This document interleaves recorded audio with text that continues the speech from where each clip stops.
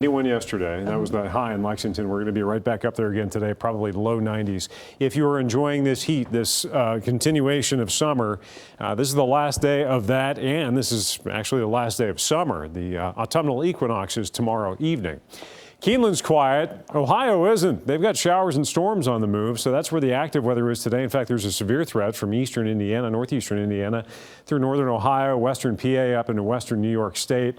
This marginal risk does drop down into our northern counties. I don't think that we're going to see much. Now, what will end up happening is we should see some strong to severe storms firing right along this front from Ohio east, but could see a few showers and some rumbles of thunder dropping south this evening. Notice there isn't a whole lot happening along that boundary, but don't be surprised overnight if you have a quick shot of showers. You even hear a rumble of thunder. Eventually that front sags south. The showers diminish Thursday afternoon, and then that chillier air, that drier air continues to filter in.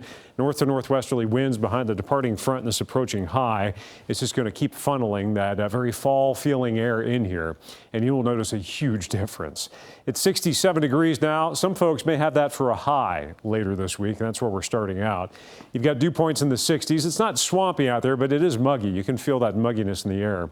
So between today and tomorrow, we could drop about 20 degrees, high to high, from summer wrapping up to fall beginning tomorrow evening, the autumnal equinox. And yeah, there you go. Forecast highs into the afternoon today, and this model output both showing some low 90s. But look what happens into tomorrow. Thursday, we struggle to get back into the low 70s. Some folks mired in the upper 60s. And then Friday morning, we have the potential to get down in the 40s. The last time Lexington had lows in the 40s was in early to mid-May.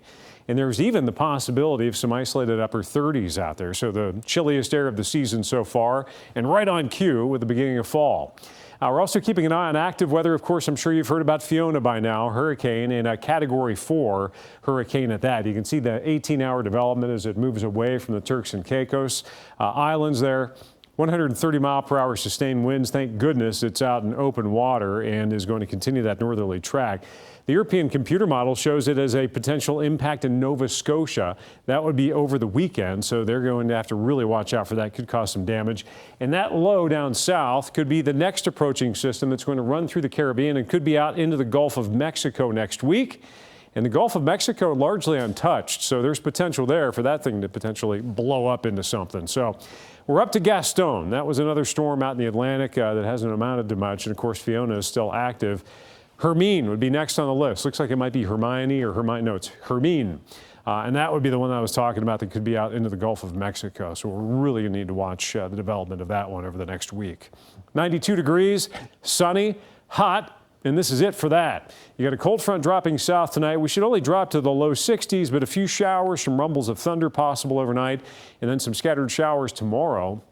And for the first, the beginning of fall, the first full day of fall will be Friday. It'll feel like it. That 70-degree high Friday means much of the day we will be below 70 degrees. Football weather for sure. An evening game this time Saturday. No problems there, except for that late weekend shower and storm chance. We're going to try to hold that off till Sunday.